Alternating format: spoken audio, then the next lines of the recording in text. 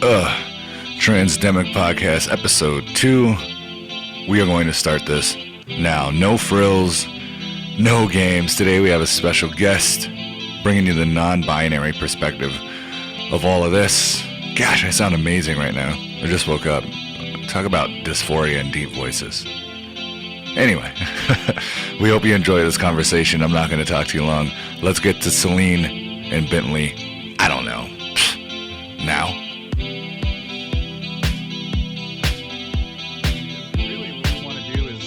Kind of center a lot of the conversation today around Selene and whatever the fuck they want to talk about as far as the reason we have Selene on today. I guess we'll just start. The reason we have Selene on and we want other trans people to come and join us on this podcast is because for a long time, I've discussed this before on this platform. I hear a lot of, I listen to, like, I'm always looking for trans podcasts. It's very hard to find. And, like, it's always so centered on like each individual expression. I haven't really seen a lot of podcasts that are routinely like refreshing trans people with different experiences. And so like you get these weird episodes sometimes that like trigger weird shit when you're listening, like I don't know, like I get triggered a lot by like other trans podcasts. Have you experienced that, either one of you? Sometimes. Yeah, it really depends on exactly what the content is. Like sometimes it'll be just like I really relate to something that someone else said, and it's just like a big oof moment. Mm-hmm. And other times it's like, I'm trying to think of a good example. I want to say like sometimes when a lot of and I feel like it's mostly trans women, a lot of binary trans women talk about experiences in ways that I have kind of weird feelings about, just because like I get put in the trans woman box a lot. Mm-hmm. And so like sometimes like little things like sometimes some trans women will like sort of contextualize their experience in a way that feels like they're speaking of like a dominant trans feminine narrative that doesn't necessarily fit in as well with me. And sometimes I get a little weird about that, but it really just depends on how absolute it is. It's not just when it's people talking about their own lives. Like that's, we're all different. We all have different experiences. Mm-hmm. That's a good point. Bentley? I haven't really been triggered that much. More than podcasts, I watch more YouTube videos just because there's more YouTube videos to watch. And I really like, I don't know, I've become really into YouTube since this whole quarantine thing, which I'd never watched YouTube before quarantine. But like, no, I don't really get triggered. I think it's really interesting to see everybody's different take on it, because it's just more towards my fighting that every trans person is different, and it's not like this tiny box that like the conservatives want to put us in. Like every single, even like just every single trans dude, just binary trans dude, they all have a completely different story, and I really enjoy seeing them all, whether I relate or not. Yeah, I agree with that too. Yeah, it's interesting because I can relate. I guess it triggers like a strong word, but it's like the same thing. Like when you mention like the not cis, but the trans woman dominant narrative is always a little bit weird, because it's like, to me, I guess that's where I would fit, but I don't, because it's like the dominant theme and the dominant way that looks and the way people talk about it is so different than my experience and the way that I am expressing that. So it's like, it's weird, and that's what I meant by like, I'd hear podcasts with like a trans woman, and it's like, I don't know, I don't want to offend or be like offensive, but like, there's just like there's a lot more to like gender expression than like these little boxes that a lot of people are trying to fit into, whether or not they're binary or not. Yeah, that's exactly what I was thinking, like the lane I was thinking in. Like little things like when it feels like dogmatic. Yeah. Like the idea that like every trans person had some sort of existential understanding of their gender when they were, infants. Mm-hmm. And like, if you don't, either have that same experience or, shut up about your experience, then somehow you're feeding into TERF ideology or something like that. And just the folks that get really militant and dogmatic like that, I think, are the ones where. And again, I don't know if trigger really works for me either. It doesn't necessarily hit my dysphoria so much. It just it kind of hits some of the similar feelings as like I feel like when I hear that type of language, I expect they're going to make like a trans medicalist argument next. And I think that's where those feelings come from. Yeah, that's part. I think that's a large part of where I'm coming from too. That medical, I guess, aspect of it's odd. It's or even in transition or like kind of like I can go on Instagram right now and look at some amazing. There's also amazing resources by a lot of these. It's not like they're necessarily problematic, but you see like posts about HRT and all these things all the time, and it can feel like if you're not in the right space as a trans person, like you're like, oh shit, I'm not on HRT, and like I'm not that you're not valid, but you get those feelings because it's such a dominant theme, and that's what you're talking about too, like with the binary and like the really about it, like trans women that are typically white. Almost well always. Almost always, and and typically white, typically thin, passing, quote unquote. All of those things. I don't like any of those terms. Right. Yeah, exactly. And just that whole thing. It's like they think of every trans woman's on HRT, and every single one hates their voice, and every single one wants to get a specific set of surgeries and things. And it's like and again, it's like it'll start off as like sort of like the language that they're using sort of softly suggests those things, but the whole time I just keep thinking like it's coming. Like, yeah. Okay, I'm going to be a too cute at some point in this conversation. And then they also assume that like every trans woman can afford like laser hair removal and stuff like that too, which that one, like some people don't want to do that for multiple reasons, but also it's expensive, and that shouldn't be something that's expected if someone doesn't want that or can't afford that either. Yeah. And there's a lot of like just where the arguments fight against each other too. And it's like, y'all are saying that every single, trans person, I know I keep focusing on the trans feminine, but, this happens with trans masc folks too. And obviously people that don't even like those terms or those boxes, whatever. Yes. But just like, like the same people that say like, they've always been their gender, and they've always, especially like they've always had clues or ideas or even outright known their gender, but then at the same time try to undermine, like bearded trans women. Mm-hmm. And it was like what age do you get where you have to start playing a specific version of femininity to count? Yeah. Yeah. That's total, and that makes sense. It's funny because you say that, and to me, it makes sense. Yeah. I bet for some people, like, what the fuck? But it's, it is. There's always that.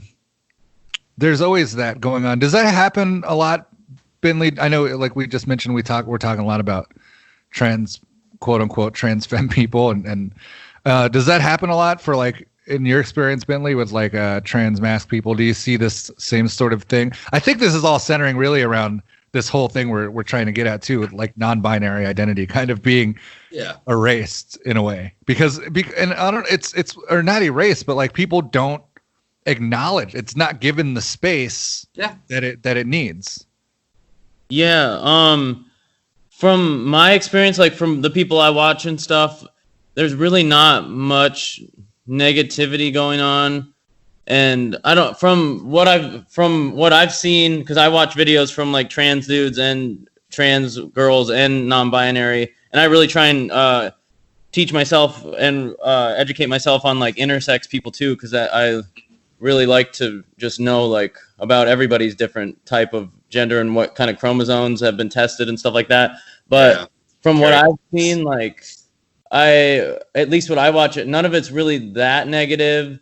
And especially from like the trans male community, the side that I've seen, like a lot of them are more accepting and not pushing on hormones or anything. It seems slightly less toxic than the trans women community, from my experience at least, because it's like, yo, you can, if you want to bind, like most trans dudes want to bind at least, but like the hormone thing isn't really pushed, and everything is kind of more like, take your time, like do it at your pace. Yeah. And it seems slightly more healthy than the trans women side of what I have seen online.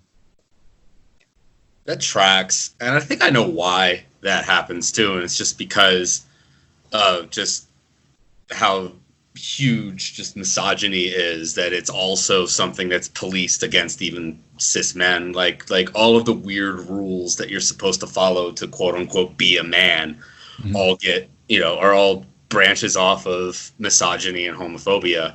And so I think that's what gives that extra layer of toxicity, because it's whenever you have that much pressure coming from the outside of any group, it's going to start building on the inside of it too.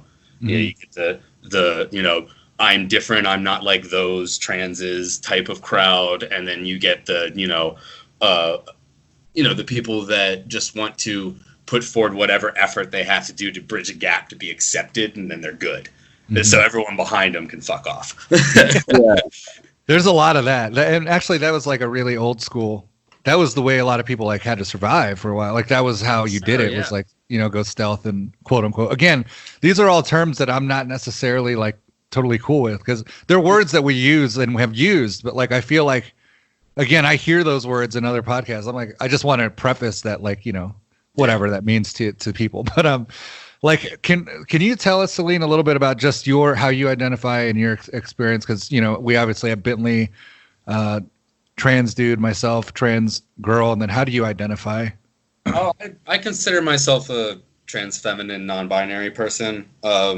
Which non-binary is a catch-all term. For me, I feel like I have a gender in a specific space. It's just not man and it's not woman. So somewhere in between is where I rest, and I'll probably die still figuring out where I think that is. Do you feel like you're like figuring it out? Like, are you consciously figuring it out, or is it just how it happens to be? I think so to an extent, and I think really it's because there's not, solid language, but also there's not solid language to the point where I don't even think there necessarily needs to be solid language there. I just know that like the sort of archetypes aren't me. Like I never felt comfortable thinking of myself as a male, but I never felt like a woman, so I didn't feel like I had any other options. And then once I found that language, it was just like, oh, obviously. Like this makes so much sense in retrospect. How long did that take? How long were you struggling with that before you like had the language? I mean, we all were, but like how long were you going through that? And again, I do kick back hard against the concept of always knowing your gender, but for me it was a discomfort thing. Like I don't really get a lot of dysphoria, but I get a lot of discomfort. And then when I finally figured out that not fitting into the two most commonly accepted genders was the source of that discomfort, is when I started feeling euphoric. And so that's really what it was for me. It's just sort of realizing that there are certain things that I didn't feel like I was like were on the table for me mixing into things like expression or like kind of understanding my role in social dynamics and such, what spaces I was allowed to occupy. And I just eventually like started settling into these sort of little like intersections and corners in all of those categories, and finding which ones like just made me feel kick ass. And I feel like I do still discover some of those things. I mean, I have been on hormones for almost 2 years. I've been dressing differently, but that's mainly just because I'm finally getting new clothes. But like, I was the exact same gender that I am, even if I might have used different words to describe it, but I had a big bushy purple beard for years. And that's one of the biggest things too, is it took me like out of, I don't know, probably 3.5 years that I had that thing, like a good year of it solid. I couldn't tell if I wanted to get rid of it or not. That's got to be hard. This is like it's such a pain in the ass, because I'm like, do I feel pressured to? Because I feel like no matter what, when I have the beard, it's going to be man. And, or do I actually want to get rid of it because I feel uncomfortable with it being on my face? I had the same struggle. Yeah, we talked about this a couple times in some posts that I was venting about that. And yeah, it was just like, it ended up being the right answer. I'm better off without it. And even though I totally can't afford it, I am invested in laser hair removal. So I'm done with it. But the weird thing is that all before, people would, at best I would have people would gender me correctly mostly, but I still felt kind of like, treated as a more masculine person. So it was like, like this is a dude who uses they them pronouns type of situation. Yeah. And like once I got rid of the hair, and especially when I was wearing makeup like regularly, I found that I was very often then still misgendered, but as a woman instead.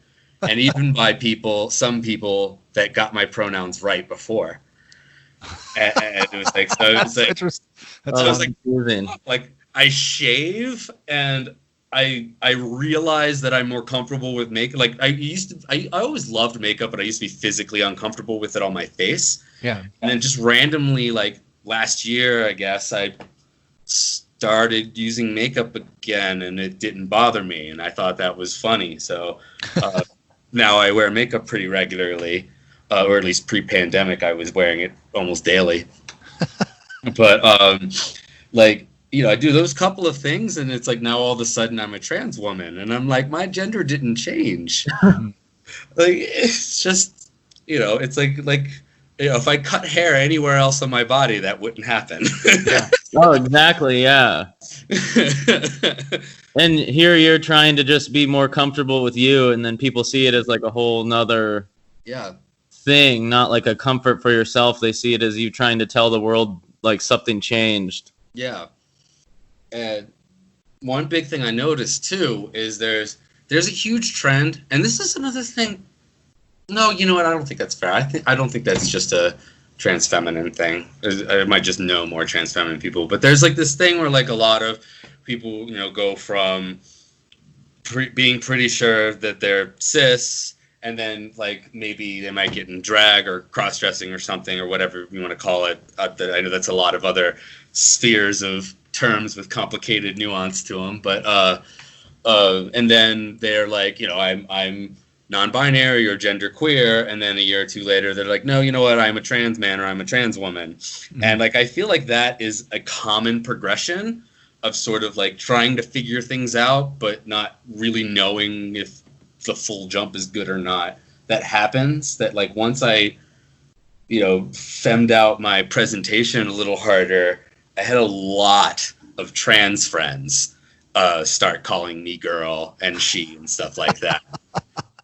And I was like, to me that's just inherently like not to me, like they should know better than that. Like it's I get it, because I went through that similar progression because it happens, because it's like a large part of that is there's just a lot of that internalized transphobia shit that you have to as you progress and you learn about who you are, that you end up breaking through, or like you think something is for you and then you realize it's not.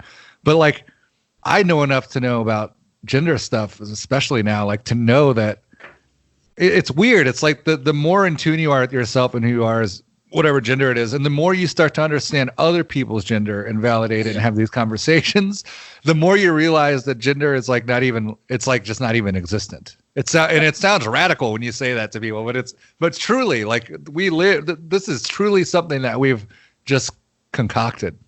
Yeah, absolutely. It's not based on anything but social conventions. And I mean, that society still exists, so it's still relevant. It's the like money is the most common example people bring up I don't know, y'all have probably brought up that same analogy on this podcast even.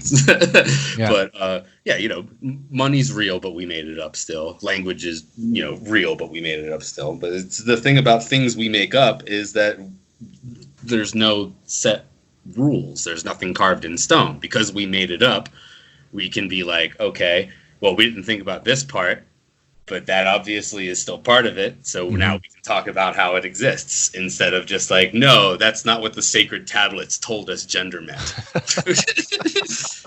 Yeah, I mean, just like the dictionary, like definitions in the dictionary change. Yeah, It's like exactly. like things can evolve. Yeah, descriptive, not prescriptive.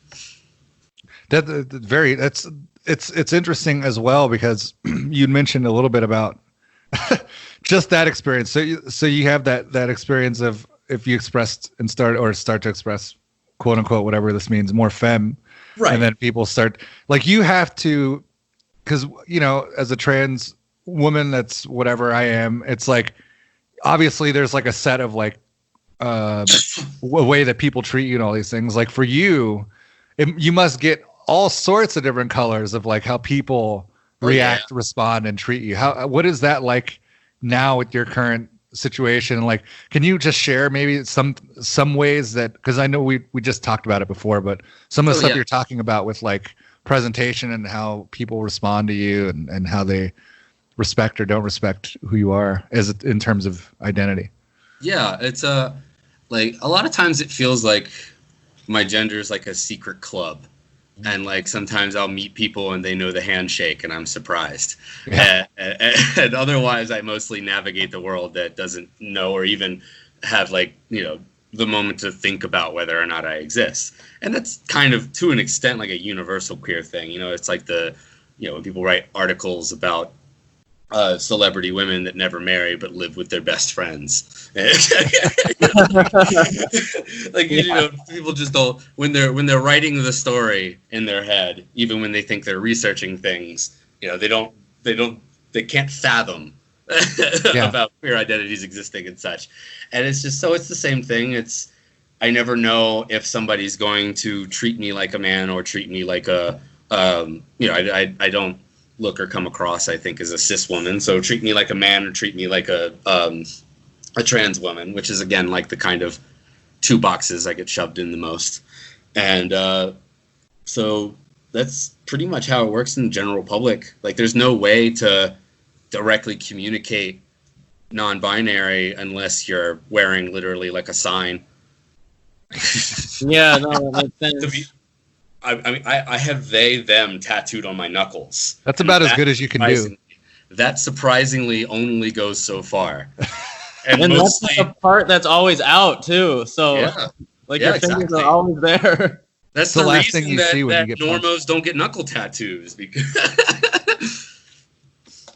How do you feel? Oh, sorry. Go ahead, Ben.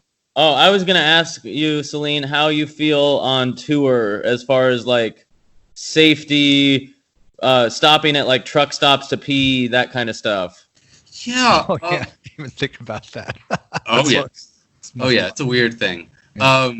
I felt really strange about it for a while, especially, you know, because I don't know what I'm coming into. And when I had a big bushy beard, which actually I cut my beard off after the last tour I have. So pretty much all my tours. 3,000 years ago when we could tour. Right. Exactly. I didn't make it out in 2019, so I was like, no, fuck that. I'm not going a whole year again. I'm going to get out in the fall. See what happens? Right. Yeah, exactly. And so just like, what the fuck was I saying? With the presentation, there's, you know, like most of the people that are going to see my tattoos and then it clicks in their head are also the same people that if I told them my pronouns were they and them, that it would click the same. Whereas most other people, it doesn't. Like a lot of people will even like ask me what it means and they'll be confused, and then I'll tell them and it's just, oh, and then the next time I see that person, they're misgendering me again. Yeah. That's a thing for everybody. The thing we left on because we have what the hell were we talking about? See, we're all fucked up because it's 3 people. But the fucking I want to know more about this truck stop shit. I don't try to stop. I've had a couple fucked up situations where I just stopped going to truck stops. I'm like, we're not stopping at a truck stop, you assholes. Yeah. I don't know. I don't know what it is. If it's just luck. It might just be luck. But I mostly don't get a lot more than the stare. And especially like the scanning stare. Where somebody's straight up like shock and disbelief, but taking in every single possible gender-related bit of data that they can scan from you, and then they like straighten their face up and make quick eye contact with you and walk and keep walking.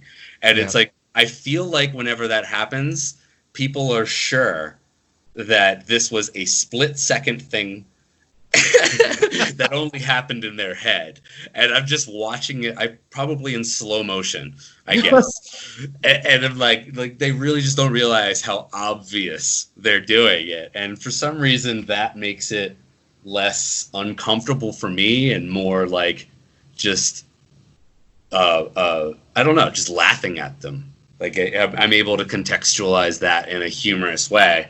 Mm-hmm. Like I've just completely shocked this poor Normo to the point where they don't realize that they're like gapingly staring at me. It's funny because I think just the fact again that being musicians too is like, I mean, even just being a musician, regardless of having a different gender identity, we always just stick out wherever the fuck we're at anyway. So I'm always just like, luckily we have that because that kind of helps in a way. And nowadays I feel like it is getting better. We don't travel too like there's certain areas of the country to be more careful than others, but I think for the most part it has improved at least. I don't know. Bentley has the wild truck stop stories. Oh, yeah. Personally, I don't think it's improved, but I stopped using the women's room like before I came out because it was so uncomfortable on tour, and like we would be out for months at a time, and so it's like every day. So I was like, even before I was like out, like I was out to Kalen for years before I was out publicly. But like I stopped. I can't. Maybe 2 years ago, maybe a little longer, because I think my last instance I was at a Love's and I was in the women's room, and the one thing that stopped me from using the women's room sooner was I still had my period, and men's rooms don't have garbage cans in the stalls. Mm-hmm. So now I don't have to worry about that because on testosterone I don't have that anymore, which is like the greatest gift I've ever been given. But I was in the women's room at a Love's, and I was in the stall like midstream, and I hear an employee being like, "Are you sure?" And then this other lady was like freaking out. And she was like, "Are you sure?" And then the Love's employee is like, "There's a man in here. We need to get them out of here." And they're like yelling. And I'm like, oh my God. So I'm just like quiet because I'm like, I'm going to pretend that they're not talking about me, because I what do I know? Like no one said anything to me. And then they're like just screaming, like, come out. And I was like, are you fucking kidding me? And I come out, and then they like apologized. But I was like, that's it. I'm not doing that anymore. But it was like that, like every day, every time. There was something like every single time I had to use the restroom. Right. That's wild to me. And, this has to do with a little bit of, I think it's weird, right? Like this has to do a little bit with the expression. There's give and take. There's some people that are just bigots and fucking assholes and will call people out like that in the bathroom, which is ridiculous. But it also, people tend to also respond to like presentation because it's like, or maybe they just would feel uncomfortable because it's like Bentley, when you're using at the time when you use those, like the women's restroom, you didn't present like hyper feminine, like at the least, you know what I mean? Yeah. As opposed to somebody maybe that looked more like a dude at the time and then was presented more feminine might not have as much of a problem. Is that like, it's weird how nuanced all this shit is. Like it's and the non-binary identity has to be like, and the reason why you get it more often too, I just thought you guys are on the road like 1,000 days of the year. Yeah. So, you're always on the fucking road. So of course you know better than anyone. Yeah. And it's wild though, because when we were in Japan, I wasn't out to the band we were on tour with. And I I was like an emotional wreck because, of course, that we were in Japan for 2 weeks, and like 10 of those days I had my period, and I'm like, great planning, like awesome. So I used the women's room there just because I didn't want to. The band wasn't like the greatest at English, and I even had to explain to them like I needed to stop to get tampons, and that was confusing and all this stuff. So I was like, I'm not explaining the trans thing to them right now. I can't. Like I was just in such a terrible place mentally. I was like, I can't do more than this. But they're shockingly enough using the women's room was fine because they're taught to respect everybody. They're like their whole society is based on respect. So like I thought it would be weird there because I was way taller than everybody. But there was not one weird moment there. Like everybody just is doing their own thing. And then, as it should be. Yeah, exactly. Yeah. And then in Europe, I just used the men's room because we were with another band and I was out to them, and that ended up being fine. But yeah, it's interesting how different cultures. Like it was like in Japan, it was totally fine. Yeah, and in Europe, it's not really an issue either. It's less of an issue. I'll put it that way. And also the bathrooms are different. Like they make them like they should. Like I think every bathroom should just be fucking stalls and then like a community place to wash your hands. Like, yeah, no, it's great. Yeah. How hard is that? It's makes so much sense to just do your business. Why is like I don't understand why the gender is even there. Like there's not as many predatory things happening as everybody's like claiming. No. Yeah. And that's gonna happen anyways, even if that's like if someone wants to be a predator, they're gonna do it regardless. So it's like why is that part affected in how bathrooms are made socially? You know what I mean? Like it's going to happen regardless what the signs say on the doors. Yeah, it does. Yeah, oddly enough, like my relationship with bathrooms kind of worked completely counter to the thing I was just complaining about a few minutes ago. I didn't really feel comfortable going into a woman's bathroom when I had a full beard. Same. And now that I don't, I started saying, fuck it. I think actually the Colorado Springs stop on the Sad Fat Luck tour was the first time that I used a public woman's restroom. And I basically haven't used a public men's restroom since, now that I think about it. Kris, I know you're into wrestling. Do you know Thunder Rosa? I've heard the name. It's shit. What was it? She's the women's champion for National Wrestling Alliance. Yep, I know. Yep. Yeah, she was in Denver at a thing, and she pulled the whole. Oh, I'm sorry. I remember this was the women's restroom thing. Yes, I remember you mentioned that. Yeah. I can't believe that shit pisses me off. When you marry like something I like and then someone's like an asshole from she needs to fight Nyla Rose and get her ass kicked by a trans woman. Right. It's funny because same thing. It was the apprehension of that. And initially it's always hard to start using the right or whatever restroom you feel comfortable with. And I don't know. It's more of a non-issue now than it was at the time, but like people fucking just need to relax. Like right, exactly. And I love, I have good interactions and oddly enough in bathrooms too sometimes. So I think that's awesome to have when you run into like allies in bathrooms and stuff like that. I think that's really cool. Yeah. I mean, I had like I think probably only like the second or third time I'd been in a public women's restroom, and it was like me and 3 other random drunk women spent like 45 minutes straight just standing in the middle of the bathroom talking shit about men, and it was wonderful. Oh, that's cool. I wish I could relate. I've had like not one good moment in the women's room. Mm-hmm. On this last tour that we had to like drive straight home because the whole pandemic happened. We were in somewhere in I think New Mexico. Oh, Taos. I was in the men's room. And I have this little mini backpack thing, and I have a patch on there that says toxic masculinity ruins the party again. And I'm in the bathroom, like minding my own business. And this guy started talking to me, and I didn't know what he was going to say. And I was like, oh my God. And I wasn't binding because we had just played a show. So I was like, oh, no. And then he was just like, where'd you get that patch? That's so cool. And I was like, wow, like the first time something positive happened in there. He was like, I love that patch. I was like, sweet. Yeah. Dudes don't really talk to each other in the bathroom. Yeah, I was really weirded out about that because I like everything I've read and stuff. It's like, don't look at anybody, don't talk. And then like one of my first experiences like by myself. Kalen wasn't in there. He normally goes in with me, and then this guy's like talking to me, and I was like, whoa. Just blew your mind. Yeah, I was just like, wow, and it was positive, so can't complain. So, Yeah, Selene, have you heard any of these the past couple of episodes we've done?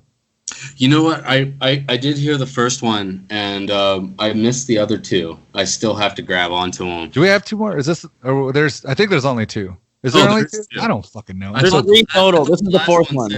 Oh, there is 3. Yeah, this is the 4th one. Yeah, that's what I thought. I didn't even see the link for the second one, but I saw the link for the third one, and I know you posted about that too. I think that's getting into it as well. I am also I know a couple people also said this. I am one of those people. I have trouble with podcasts a lot. Yeah, like, podcasts to me are like they're like blocks of text. Makes sense. Yeah. I'm one of those people. I watch English language television and film with the closed captions on, because otherwise I'm gonna lose something. I'll be like, wait a second, I wasn't paying attention for the last 2 minutes and I just realized it. Like, yeah, we do that here though too. Like at the house, like it's the same thing. Like the subtitles are always on. Mm-hmm. You kind of get used to it too. Like when they're gone, it's almost like you can't hear what they're saying anymore. Exactly. What the fuck? That's funny. I can't enjoy it with the subtitles on. Then I just look at the subtitles and then I'm like, I missed what's going on. Visually, yeah, that's fair. That's true too. And they get in the way. I get both sides. Look at that. Mm-hmm. Yeah, you feeling this. The reason I asked that was like, did you have any input? Because I don't remember what episodes we talk about stuff, but I guess this is one that we missed. There's a question that we missed last week, right, Bent? That was oh yeah. It was like how to make spaces safer, I think, something like that. Safer for queer POC specifically, I think was the question. Queer, yeah. I wanted to get to that today specifically because I've offered stuff from like a trans woman perspective. We've offered stuff from trans mask, and I've identified it in the past in times of non-binary. I feel like I really understand like a large part of the spectrum, but I wanted to know, because you just like we've mentioned again, like it's like misgendering and passing, and like as a non-binary person, like how do you take all these and then being mistaken for maybe being just a feminine guy or a gay guy or whatever it is, or vice versa, and all these different, how do you get on the same page and start to take this into the scenes in our music world and start to make spaces safer to have that understanding between people? And it seems like such a huge question to answer. Yeah. I mean, I think like I've been for, what month is it? I guess the last like 7-8 months I've been working in mental health. I'm a peer support professional now, and there's something in sort of the training in there. It's a thing I always got to an extent, but I really like the way that they present the concept. Is when you start any relationship, and relationships are even like getting rung up by a cashier or somebody pointing to you to let you know what aisle the hot sauce is in, and you never see that person again. It's a very short relationship, but it's still a relationship. And in any relationship, just not assuming expertise on someone else's experience and who someone else is. And it's just if you approach every relationship assuming that you don't know them at all and not making assumptions, and obviously there's always going to be exceptions, like if somebody's a cop or a really loud dude or whatever, you're going to pull context and things and do what makes you feel safe, but at the same time, like, to the best extent you can, try not to assume that you know somebody. And then that feeds into the more obvious one that's just kind of the back end of just not gendering strangers. And if you keep in mind just sort of that everything that we personally may have a gendered relationship with, because that's totally fine, it doesn't make it inherently tied to that gender for anyone else. Mm-hmm. And that goes not only just in like a gender neutral direction, but that works in with like the whole dude thing as well. like you can have a gender neutral context to it, but that doesn't mean it's universally gender neutral. Yeah, I hate when it comes up in when it comes up as a response to something I'll say about it being a problem. Yeah. That the fact that it's gender neutral to somebody, like, I just think that that's like not really the appropriate response. Nor do I ever have the time to really fuck with it after. It's happened so much. It's just like, that's cool, but like this isn't the context, and I'm not the person that requires that response, I guess, back. Yeah. I honestly, I'm at the point where I need to have like a keyboard shortcut that automatically comments that I don't care what someone calls their grandmother. Yeah. Right. You're like, that's great, but I'm asking you not to call me that. You know what I mean? I try and say like y'all.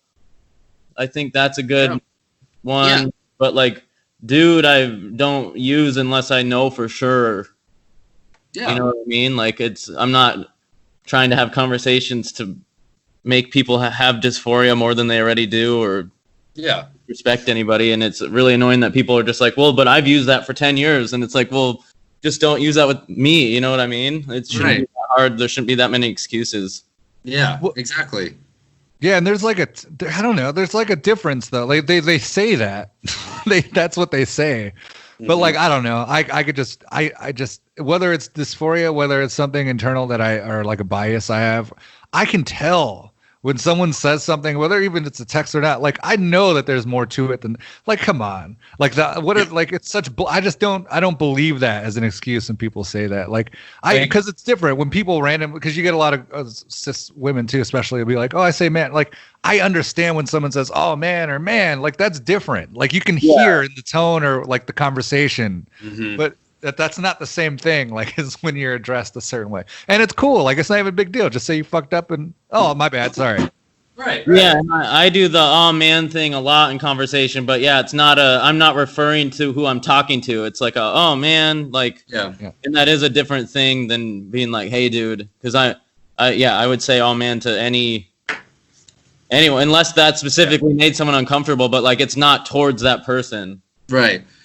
I hate it. I get it every time. Nobody's ever said, oh, man, and I think they're calling me a man. I just don't hate it any less. Yeah.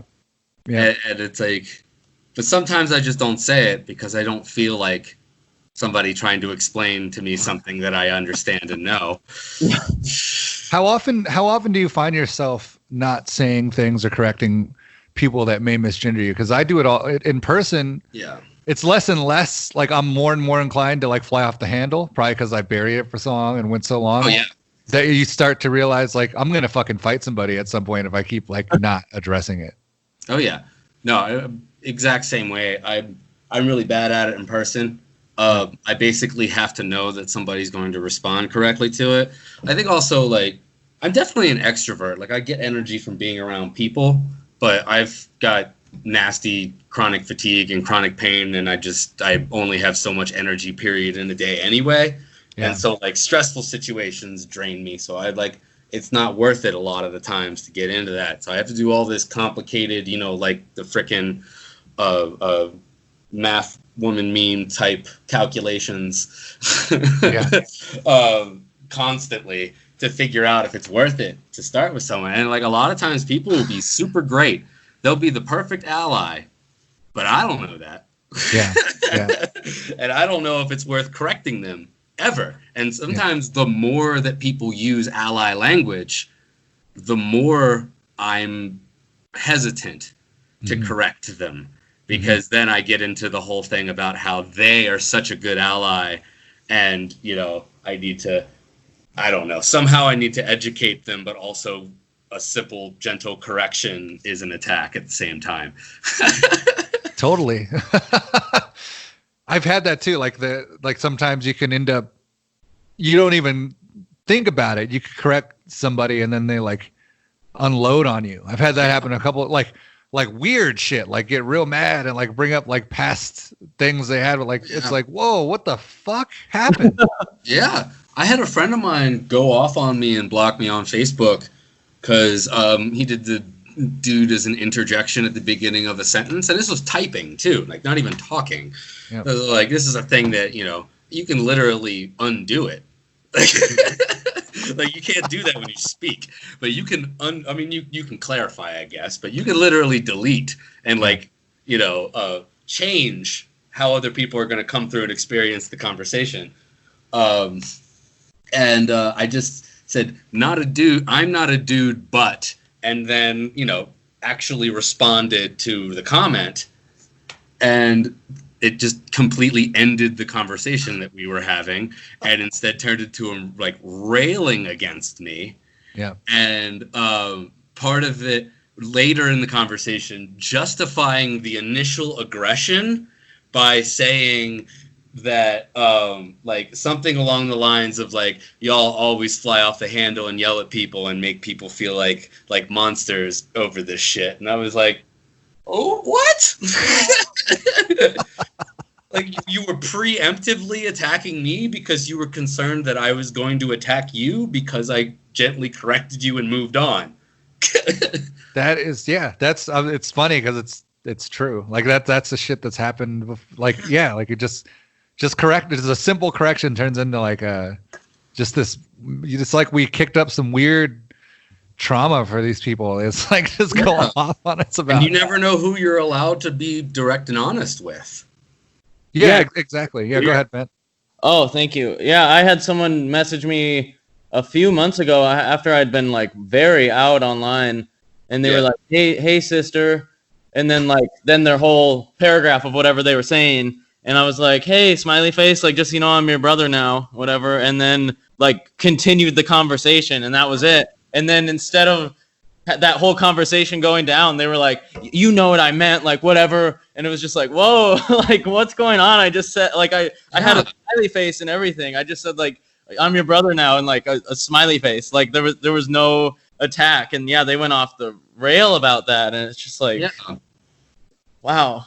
And that's just the thing that a lot of people don't understand. Like I can't even say cis people, like all axes of marginalization and privilege, like the people on the privileged side have that tendency towards that fragility. Mm-hmm. It's like, like if they made a mistake genuinely, then that makes them a bad person, even though nobody said that. Yeah, that's so weird. So they're not a bad person, which means that they didn't actually make a mistake, and even if they did, there's a good reason why it needs to be overlooked and forgiven. And even when it's like there's no punishment, no crime has been committed. Yeah. Like, what are you doing? Yeah, like what the like? It's cool. Like it's simple as like, oh, my bad, and then just move on. And yeah, I think wasn't even uncomfortable until that happened.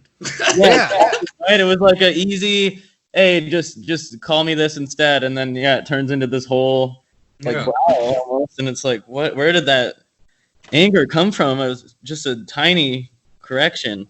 Right. Is this your place that we're looking at?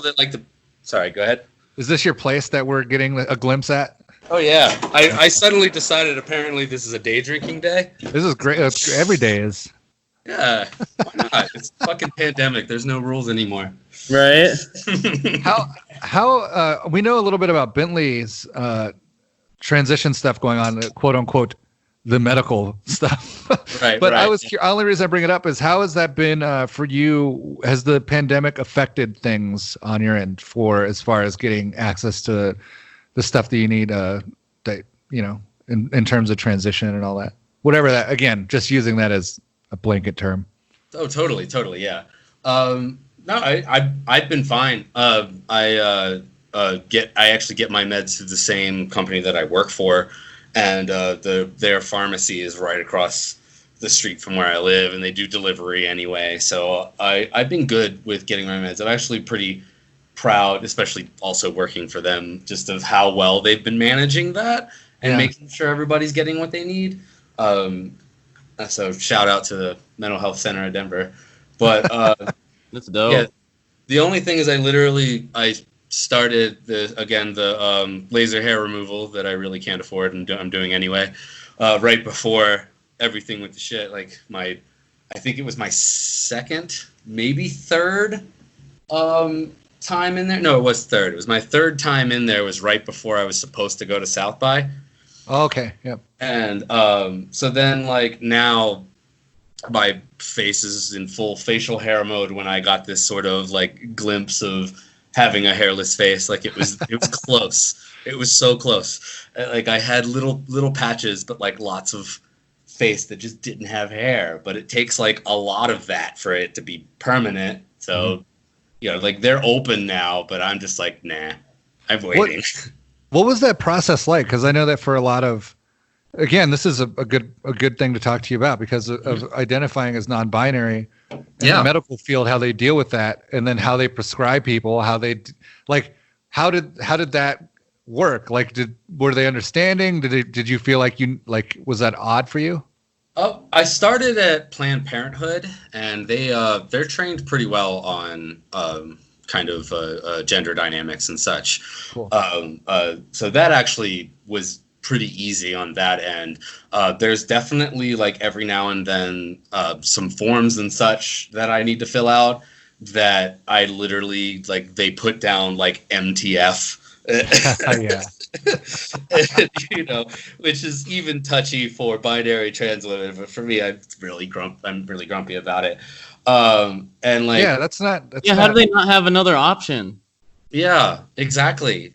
And it's like, you know, and I'm sure some of the, you know, care to inject nuance that you had when forming these questions, like you're relating. I made a post the other day, like. I kind of have a complicated relationship with the idea of transitioning as it applies to me. And again, I think that ties into that whole feeling weird about people taking my gender completely differently just because I dropped the beard when I was, you know, that didn't change. Like I feel like when I came out, I acknowledged that gender-wise I was in this certain space, and that space was kind of wide. And I'm sort of slowly, like, just kind of feeling things out and thinking critically about a lot of different tiny moving pieces in my life and that, you know, have gendered context. And that sort of rectangle of where I am is shrinking. Mm-hmm. And that's kind of what I meant earlier as far as, like, figuring out where I am on the spectrum, so to speak. Like, I've got the terminology for it, but it's more like the tiny little, like, macro representations of how I do gender, I guess. Yeah. And so like one of the weird things, I actually just legally changed my name as well. And I had to get some of those wonderful MTF forms because my social and my passport and also my birth certificate, because it's in Maryland, all don't have a non-binary option. And all three, I need to have forms filled out that have that terminology on them instead. What do you choose for that? Did they make you choose? I've decided that I'm taking a stance on being visibly trans. Yeah. And so because of that, I'm choosing female where I don't have the option to choose my gender because it feels better. Yeah, at least then you can give it like, it's weird. That's a weird thing. Like and that's why I was so happy to ask you that because I'm curious. Oh, totally, yeah. And like the weirdest thing about Maryland too is that even though they only have male and female on the birth certificates, they have an X option for the driver's licenses. Oh, so weird. There are people in Maryland who literally cannot get their state identification to match their state birth certificates. That's really weird. It's bizarre. Well, maybe that'll be an agent for change, I guess, because I'll have to figure that out at some point. Yeah. This is all I hate all this shit because it's the same thing where I'm at. Like, you know, like I changed my ID, but, you know, my birth certificate's in fucking Texas. And so I have to go through all that shit. And I was telling Bentley about a cool organization called Spruce that I just heard of that is like all online, like HRT kind of treatment. And they just, all you do is you go and you get your blood work and you turn it into them. But they can also do therapy appointments and, you know, be able to get you documentation without necessarily having to be on HRT to get those other documents changed. Like, you know, the US passport is different than Minneapolis where I could just go get it changed on my ID. But the fucking, as you know, like it's so much harder. passports and all that require like all these doctor's notes and things, which again is fucked up because it's like some people don't have, insurance, nor do they want to pay all this money and be scrutinized just to get their gender changed. Yeah. Yeah. Here, it's another piece of getting cis approval in order to be recognized as trans too. Exactly that. And here, I had all my name and gender markers legally changed when I was still under my parents' insurance, which I lost now because of my birthday. But I had my parents' insurance, which is like real insurance, and then I also have state insurance. And it's still with being covered by two different insurance companies, it still cost me from the doctor's offices, I think like $600 or $700 to get the proper letters because I sent all my stuff to Minnesota to change my birth certificate, and I had all the paperwork, and they emailed me and were like, hey, this paper that worked for all your other papers, because I already have my license change and everything, they were like, this is signed by a nurse practitioner, and the state of Minnesota needs it from an MD. So I had to go and pay an MD $350 to write me the same letter I already had. Oh my God. Yeah, so it's just like stuff like that where it's just like these little loopholes that I was legally allowed to change it on my driver's license and my social security, but then it wouldn't work for my birth certificate unless I had it from a different doctor. And it's just like... Did you literally have to just pay to get it signed, or did they like pretend to like... No, I had to do? I had to go to an appointment for the specific MD one to change my birth certificate. It was a 60-minute appointment with an MD, and they asked me a million questions that I already had, and I was like, and then they're like, we're going to prescribe you testosterone. And I was like, no, I'm already on testosterone. I already, like, my license is already changed. I just need to sign this letter. And it was a 60-minute appointment of the same questions over and over. And the weirdest thing about this is that specific doctor was a trans woman, and she read my like dead name on my, I don't think my debit card was changed yet. My license was, but she needed my debit card to like pay for the appointment. She was like, oh, your dead name's so nice though. And it's like, as a trans woman, yeah, and she was an openly trans woman. I was like, what? Like, wow. I was so shocked. I was like, what the fuck? It was mind blowing. Like, I cannot believe that happened to this day still. But yeah, so here it was a big jump. And I'm wondering, Kris, for you, I have a question for both of you, but for Kris, I was wondering what are the steps for the birth certificate in Texas? Because in Minnesota, I basically just need an MD note and then the court order, and then I sent in a picture of my new driver's license and then like paid a fee, but the fee wasn't really that much compared to the doctor's note. I'm sure it's the same thing, but I haven't looked into the birth certificate specifically yet because I'm just like, I'm going to get all this other shit out of the way and I'll do that last, but I'm sure it's the same. It sounds like almost identical to what you're mentioning. And I don't, but I've also heard like people have obstacles and weird shit that, especially in Texas, that they'll throw at you. So I don't really know. I was wondering in Texas if they make you have like any forms of surgery before you can do it, because I know possible. I'm very lucky that Minnesota is so chill, because Arizona, you need to have both bottom and top, I'm pretty sure, to change it on your Arizona birth certificate. Same with like Michigan. So I don't know. I would assume Texas might be in that same category. That's what I'm thinking. I'm going to look it up. Because that's like beyond fucked up to assume that someone can, one, afford the surgeries, and two, they're healthy enough for them to change that stuff. And want to, like. Yeah, and there's so many variables to that. Like I'm never getting bottom surgery.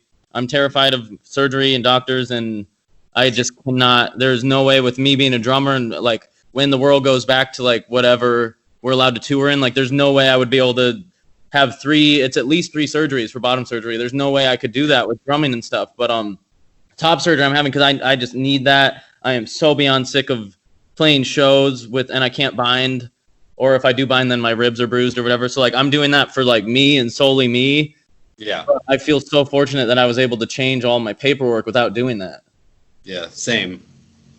Or I will. Still got more paperwork to change, but yeah, it's a process. All I have left is my passport, but there's no reason to pay for that right now. And then, Selene, I have a question for you, because you got your HRT at Planned Parenthood? Yeah. So it was like informed consent, I'm assuming? Yeah. You going? Because I wanted to, for people listening, because I'm in Arizona, and I was looking for informed consent, and I ended up finding it on Reddit because Google had nothing about it. But the Planned Parenthoods here, they don't do that. So that's really cool that they do that in Colorado, because here they stopped doing that. So it's nice for people listening to know that that's an option there. Yeah, definitely check in with a local Planned Parenthood. I know one other thing that I did want to add on the last subject quickly too is sometimes there can be sometimes there's a level of privilege in even getting the IDs changed. Like I said, with being non-binary, if I have to default to one or other, I default to the side of being openly trans. But like my partner, on the other hand, has the ability to get a non-binary marker on all of their identification, but won't because they're worried about getting turned away at the border by being outwardly trans. By like if a non-binary gender marker causes them to not be able to go through U.S. customs. Oh, that sucks. Yeah. So they're just like traveling is a constant like misgendering thing always because they change their IDs, but they have the legal ability to do so, but don't because they don't feel safe, and that's a really aggravating piece for me. Even though I don't experience that personally, just the fact that it's a thing. Mm-hmm.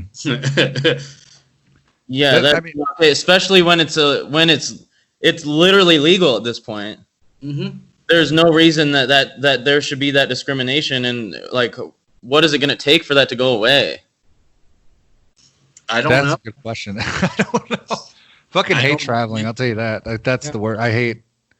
It sucks because I used to, obviously we love traveling, and going and playing shows overseas, but yeah, it takes me a few weeks to get in the mental space to deal with having to travel in airports and deal with all of that fucking awkward shit at the security checkpoints. No matter what, you changed or not, it's almost worse when things are changed. Like it's most of my experiences involve just dialing back, trying to look like a cis dude and just keep my head down thing. And I've been getting less and less capable of doing that. To be fair, I haven't done a lot of traveling in the last year, and the last year has been a serious change. I mean, I've got tits now, but I don't see myself being able to continue doing that traveling anymore. Like I'm flat out 24/7 now. But I have had a lot of really lucky experiences. Like the worst I've gotten is some weird passive aggressiveness. People loudly talking about how God is going to wipe the earth clean and it's trans people's fault while they're standing behind me in a line or something. That's happening. That's a pretty good one. That's a pretty. I want to be like, where does it say that? Yeah. Right. I didn't bother saying anything, but then it's like, but then at the same time, that puts you in that headspace. You're like, crap, did they not realize they were standing behind a trans person? Were these people just having this bigoted conversation just casually? That's who knows? Who knows? Yeah. And that's just like when people say things that like really bother the shit out of you, and you're like, do they realize that was trans antagonistic as fuck? Yeah. Or do they not? Or is that not even anywhere near what they meant, and I'm just mishearing it or misinterpreting it, and just never knowing? And again, having that constant, number crunching, so to speak, just be like consuming so many days. Yeah. I get it. That makes a lot of sense. I mean, I get a lot of that, and then I feel like you're dealing with a lot more of that just because of all that fucking like gray area that exists. I really hate those. It's not really that out of. I was just thinking because the traveling thing, like the number one stressor is the fucking scan, like the little scan machines. There's no way trans people can win in that scenario because there's something always gets flagged, and then they're like, oh, we got to pat them down, and then. Like you get the awkward shit and like, like fucking make sense of it. I'm not explaining anything. You could figure that out. It's not a bomb. Well, and what I learned, there was this trans dude on YouTube and he travels a lot. And he found out on the big scanner things at the airport, there's a boy and a girl button and they press there is. who you are before you go in. Yeah. So just by whatever they're guessing, like not from your identification. But if that's confusing too, because then it's like if let's say a trans dude is passing per se, and they're wearing a Packer, I'm like, do they not get flagged? But if the guy clicked the girl button, would they get flagged if they were wearing their Packer? Like, how does that? I want to know how that works. Sure. That's how it works. Yeah, that's what I mean too, because they hit those buttons, and so like depending on what they hit, like if it's it depends on where people are. Like they're looking at body parts is what we're talking, essentially what we're coming to, which is fucking like insane. Yeah. But yeah, like it like reads they're either gonna get like a read, like if they put the dumb girl button when I walk through, they're gonna find what they always find, like a lower region anomaly. Or if they do the dude button, they're going to get the upper region anomaly with like, fucking bras or whatever it is. It's like, it's crazy. Like there's a no win for me. So like, I always hate that fucking shit. I love when they pass you through to the regular old school detector though. Oh, right. That's a win. So nice. Yeah. So yeah, enjoy that. That's something to look forward to when we get back to traveling. Is there anything else, Selene, that you wanted to maybe just touch real quick about? Maybe just non-binary. I just want to make sure that we definitely have a non-binary perspective, or anything that you want people to know that are trans and non-binary, or anything that we might have left out. Do you have anything else? Oh, I know a very specific one actually too. Yeah. There's kind of a like generalized caricature of non-binary identities, and it's typically like just sort of like relatively feminine presenting, like I guess not even really like entirely, but sometimes a little trans mask, but definitely like perceived as assigned female at gender. Those are other loaded terms I don't like using either, but I know exactly what you're talking about. You know what I'm saying. Yeah. So that sort of image is like pervasive in a lot of people's head about what non-binary means. And then, like I said, how I usually get thrown straight from the effeminate gay man box to the trans woman box, like that also represents in a lot of people not really seeing like assigned male whatever non-binary people as non-binary, and also inside even a lot of non-binary spaces there tends to be like sort of this weird like suspicion. And I've seen that happen with a lot of friends of mine, especially if they still like present in any way that's read as traditionally masculine.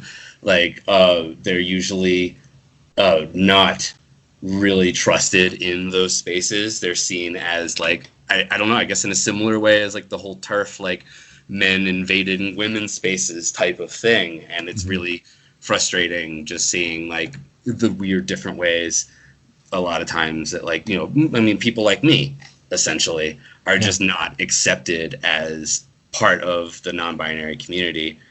And then there's like a flip side to that though, which is weird. And it's kind of wrapped around like the concept of male privilege, which is like one of the most nuclear issues you can bring up in trans feminine spaces pretty much ever. Where like my partner and I are both non-binary, but I'm more often read as male. And when read as male, even though I'd be read as especially now, very effeminate and probably, queer, which is not incorrect one. Like there are certain privileges that are afforded then. There are certain ways that we'll notice, like, we'll both be saying the same thing in a conversation and my input will be more heavily favored than theirs will. And some of those weird dynamics are still existent, but it's just like, it becomes like a double-edged sword sometimes in certain communities. And that's kind of a weird thing being grappled with. I think it's brilliant, because if people can listen to the stuff you're saying, and again, this is why we need more representation from all sorts of trans people. Yeah. To me, it only doubles down in validating my experience. Bentley, same thing. Like, it's like it just validates the fact that we all have these very real gender feels, and although they may be different and nuanced, like we know enough to know like this is legitimate. And I think it's really cool because it just sucks that, I guess the thing, it sucks and it doesn't, that we have to deal with all this static. Yeah, but I think that is what it is. I think it leads hopefully eventually to a place where we have a better understanding and a whole different looking kind of civilization one day of like people totally. That exist beyond that. Well, yeah, it's such a slow process, but just think about the difference like 20 years ago. So it is kind of nice to see. It's slow. It's fucking slow, but like it is getting better very slowly. Yeah. I don't know, it's worth not only to keep fighting, but to fight the pace. Mm-hmm. But it's still nice that something's happened. And I really just side note, like appreciate just the fact that you're around and like that you post the stuff you do. You're very well spoken and able to explain things way better than I am in text. But like it's so I just want to say, thanks for doing that. Then obviously we're all musicians and artists too. So I think sticking together and being an example of different people, trans people of different experience that can talk with one another and respect one another. And none of that shit that we're talking about like really exists between people that really understand and care for one another. I guess that's really what this is all about. And understanding that, like, I don't know, like we're part of these groups, but we're not a hive mentality. That's what gets hard nowadays. Is like, God, like you just mentioned, like not being, necessarily feeling accepted. I don't know if that's the term, but like with the non-binary community, and like it's like that's what's hard. It's like not everybody is the same. Like it's like, yeah, we're a community, but we're also all very different. Yeah, and obviously this isn't my personal experience. This might be something you have some experiences with, but there's also like a racial component to a lot of that too. Like I've seen a lot of like Black trans women talk about like non-binary identities aren't real. That's just some white people shit. And I'm just like looking at my Black non-binary friends and being like, I mean, I'm not trying to pull anyone in as a token, but at the same time, like what? That's a huge element as the racial part. Because for Black people, for Mexican people, and being colonized and all the shit that they're still subscribing to, which I think they need to all work on getting over. I've said that as a person of color, I'll emphasize that because it's not the same if somebody else is to say it. But I can tell you that there's a lot of internalized trans misogyny just in general, and then not knowing. Like I find that POC communities, trans people or people that would be trans aren't even comfortable saying that they're trans. Like sometimes they identify as like a flamboyant gay guy. Maybe that's a more comfortable situation for them or they don't have the language. I just see that a lot in the POC community still. And obviously all the murders and the naive shit going on.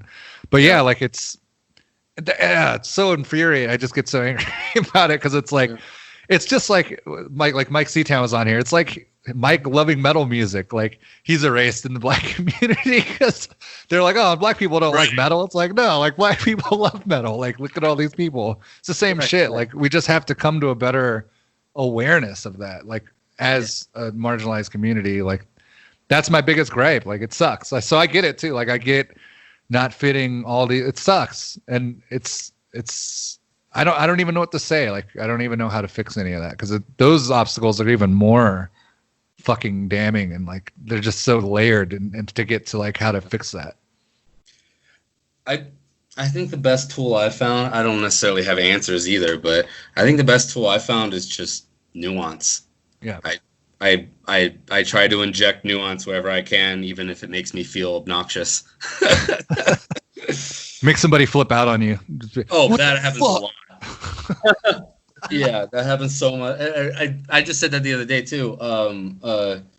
That it's weird how like in pretty much every sphere I operate in, I'm not trying to pretend I'm big shit or anything, but like I'm in a couple different like social and music scenes and stuff, and in every single one, I'm like known by most people who know who I am as either being really patient and diplomatic and really going really hard and trying to like explain things and reach out to people and such, and educate people, whatever term they use.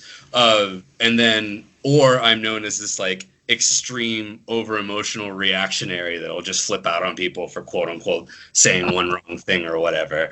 And it's just so funny how in every space, like I feel like they're almost equal in every space too. Like I'm just as likely for somebody to see me as one or the other, but they're such polar opposites and there's barely anything in between. That is crazy. Maybe it's like your non-binariness is bleeding into other aspects. People are just seeing all these radical aspects of you at one time.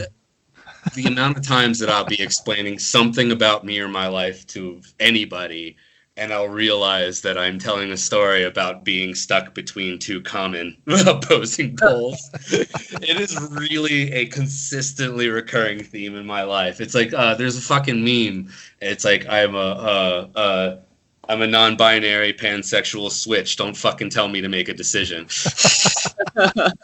And that really is me, goddammit. And that's awesome, right? Like, I think it's great. I think we need more people like that because that's why you offer great insight. Like when you're being able, like, like when you're in all those comments. I don't read a lot of them. I just, who reads a lot of them? Jamie reads a lot of them. And then it's like, oh, Selene said this, and then I read it because I don't engage a lot on the internet. Yeah. Like, I do a bit, but I go from 0 to 60 too quick and piss people. I just rather stay away.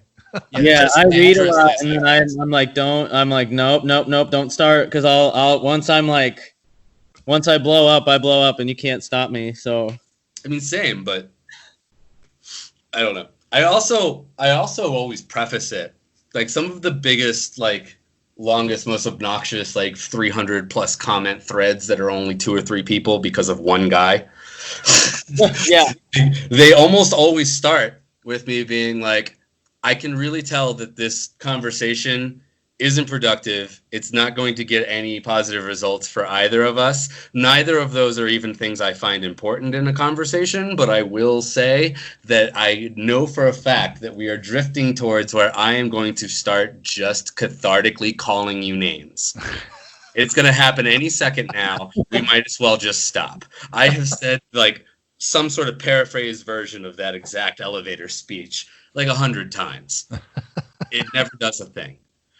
But it's for me. It's so like anybody that's reading this is the point where I decided I don't care. And everything I say afterwards is just me being as big of an asshole as possible. And I'm having fun with it and don't care what you think about it. Like, and I think that, I don't really go 0 to 60, but, I go over 60 for sure. That's great. See, I just don't have I'm just going to put it in a podcast and just chill out and just get the last word in. Here, take that. I wish I did that a lot, but at the same time, sometimes I do have the energy for it. And I think if somebody's going to do it, I might as well. Which I appreciate. Like we need more people like I like that. Especially I'm like that way in person too. Like when we talked about the misgendering thing, like I prefer when people like would jump in and be like, "Hey, you just misgendered this person." Oh God, that's I love awesome that so when that much. happens. I love that. It's so nice. I love it. I like at least emotionally fist bump every single time. It's great. It's great. Especially and that's the thing. I am a separatist. I definitely rail against dudes a lot, and I'm really, although I am leaving lots of space for the specific criticism of specific individuals, I'm mainly railing against like social norms regarding masculinity. Mm-hmm. But I have zero problem with just saying men are trash as a quick, shorthand for that. I don't find anything wrong with that personally. But at the same time, it's really wonderful how many incredible, even white cis dudes that I know. Mm-hmm. I have no shortage of them. And honestly, like that's an even bigger part on why I don't give a fuck about what any random one has to say. Yeah. Yeah. I relate to that too. Yeah.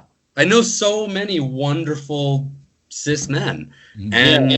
And I don't have any, problems in that department. So why the fuck do I care about what one says who's being aggro at me when I am, even still calm.